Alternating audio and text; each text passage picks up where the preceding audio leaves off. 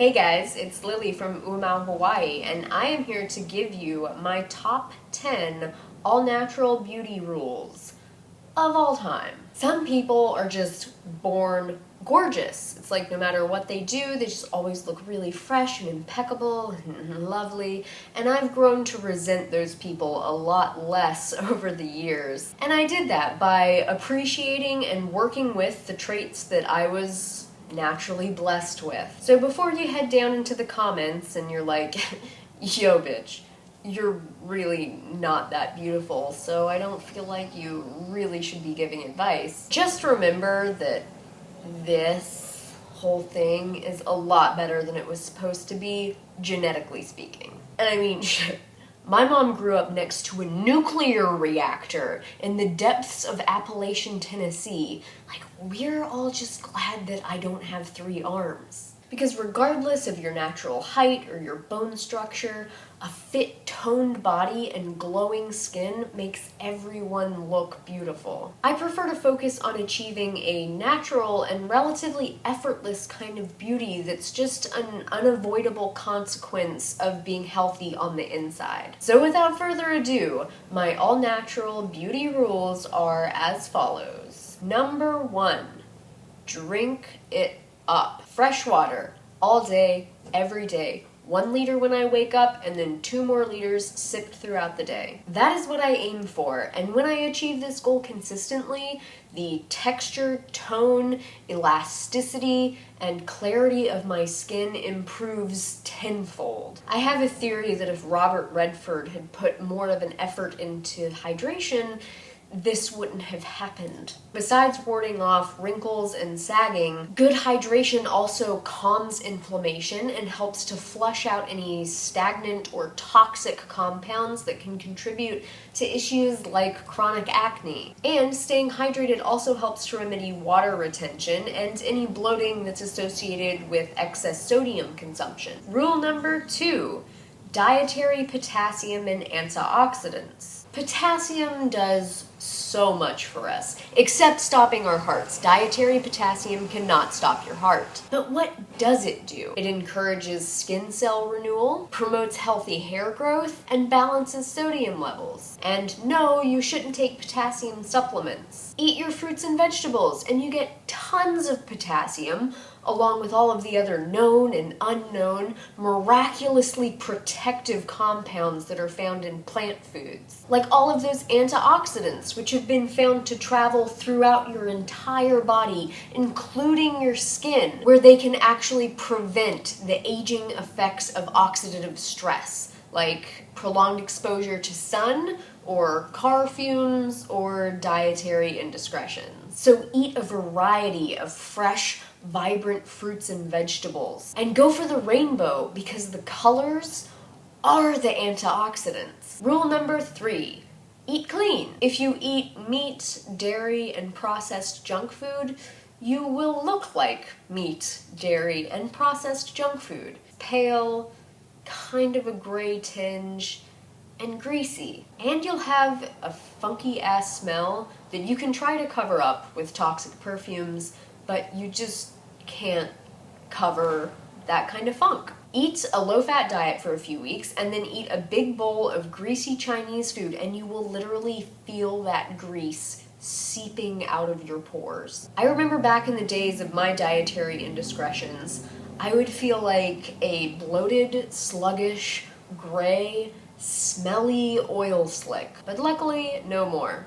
A low-fat, plant-based diet really helps my body to clean out all of that mess. When you eat clean foods and your insides are clean, that really shines through. Rule number 4, sweat. Exercising and the copious sweat it produces flushes out your body. I know that sounds like a really vague idea, and I don't really have 2 hours to explain the physiological mechanisms of that whole thing, so you're just gonna have to trust me. You get this really amazing, purifying, and truly beautifying result. You end up with this natural glow, and all those antioxidants and other nutrients that you're eating are pumped all through your body while you're exercising, while waste products are easily eliminated through your sweat. And there is truly no amount of firming lotion or pairs of Spanx that can contour your body the way exercise does. Rule number 5. Say no to chemicals. Just try reading those huge ingredient labels on cosmetics. It's disgusting. It's actually disgusting that we slather this stuff on our bodies. And guess what? They're not even doing any good.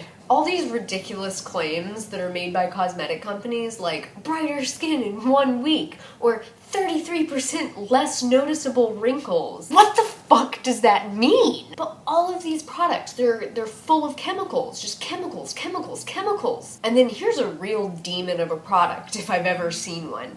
Antiperspirants. Someone please explain to me how anyone ever thought it was a good idea to plug our sweat glands with a heavy metal. And how do people still agree to be exposed to toxic levels of aluminum on a daily basis? Here's a quick tip.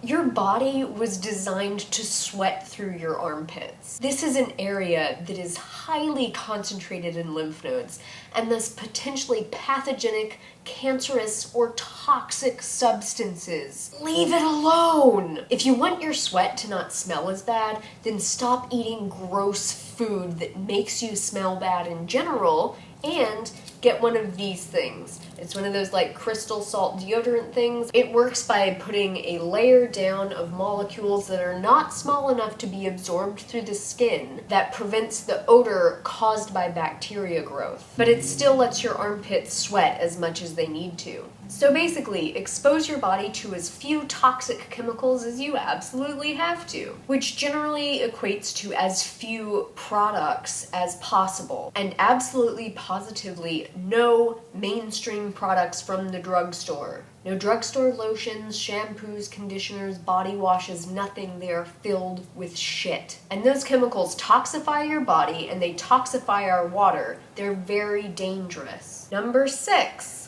What about makeup? My general rule is to use as little makeup as possible. And I used to only see it in like movies and TV shows, but now there are actual real live people that I see walking around and they literally have their faces painted on them. And it's like from far away you're like, damn, that's a really beautiful person. And then up close you're like, wow, it's like a painting. Or a cartoon character. And I don't say this to be mean, but to illustrate just how deluded we as a culture have become to real beauty and to allowing our authentic selves out into the world. I think the most beautiful thing about a person is that healthy glow that is actually caused by consuming beta-carotene. And FYI, beta-carotene is found in fruits and vegetables. It gets lodged under your skin and it gives you that nice glow. And when health glows from the inside out, you don't require makeup because you don't want to cover that up. Nowadays, I generally speaking do not wear makeup, although there are some days where I decide to put on a little bit of concealer over a blemish that I may have, or a little bit of light powder,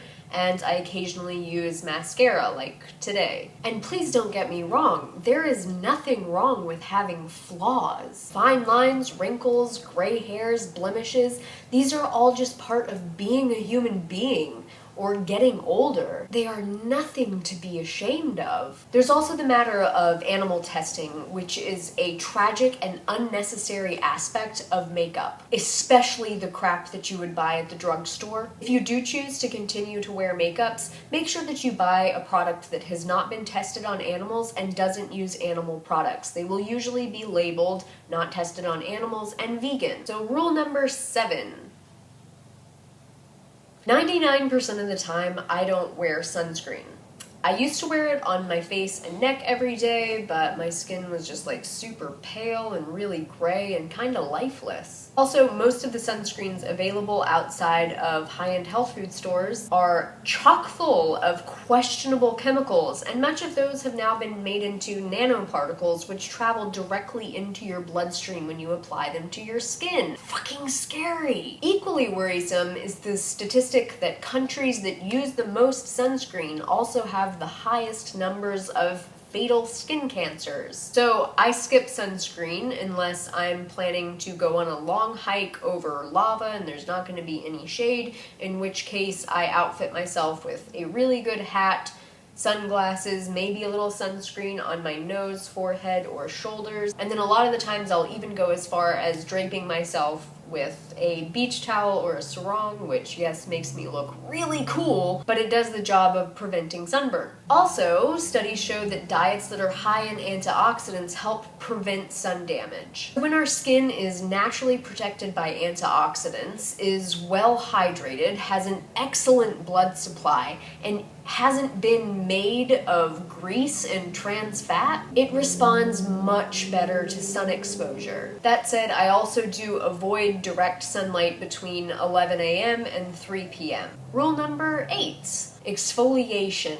I scrub my skin once or twice a day. Sometimes I dry brush, other times I use my rough scrubber in the shower. When you exfoliate, you scrub off all of those dead, dull skin cells. You encourage collagen and elastin production. You increase blood flow, which speeds up skin cell regeneration. It also happens to feel really goddamn good. Rule number 9, brush. Like I said, sometimes I dry brush my skin, and I'll do that all over my whole body. I also make sure to brush my hair a lot, like ideally 20 minutes a day. I know, it sounds like a lot, but it is the number one thing that has made such a huge difference in the quality and health of my coarse, thick, frizzy hair. Also, make sure that you brush your teeth twice a day. I know for some people that sounds like standard advice, but you'd be surprised. I brush with a manual toothbrush in the morning and a Sonicare electric toothbrush at night. I use an all-natural fluoride-free toothpaste. Also, floss once a day. This is absolutely, positively non-negotiable. And see your dentist for cleanings. Truly, healthy teeth are well worth the investment. Last but not least, number 10, suds. I avoid soap. I hate soap. I've hated soap my entire life. I always had sensitive skin. I never wanted to use it. My mother would force me to use it. I hate soap. Nowadays, I only use soap on my armpits. As previously discussed, I have to smell good at my job, so that's non-negotiable. All other parts of my body just gets a nice good scrub in the shower. I also hate shampoos and conditioners. Before I lived next to the ocean and had the joy of swimming in it regularly, I didn't even use shampoo. I would use the juice of 2 lemons diluted in water, and then I would pour that over my head and scrub while I was in the shower. And that is literally the nicest my hair has ever been. And since my mom had a lemon tree, it was also super cheap. Now, the lemon juice just unfortunately doesn't get rid of the salt water, so if I used only lemon juice, I would have dreadlocks by now. Now I use an all-natural, not tested on animals, super clarifying shampoo, and I use that about once a week or after I've gone for a swim. And yes, I'm pretty good at coordinating the two. I don't use conditioner, ever. Ever. I was raised to believe that this coarse, thick, unmanageable, rough hair had to be conditioned. So I spent 20 years conditioning like crazy with every product you can imagine. Finally, I realized that it was all those thick, gluggy, gross conditioners that was making my hair disgusting. Once I stopped using conditioner, my hair literally came alive. It's now soft and bouncy and wavy and shiny, and my natural highlights just popped. Add in regular brushing, and I finally had that manageable, shiny, healthy, soft, fast-growing hair that I had always wanted.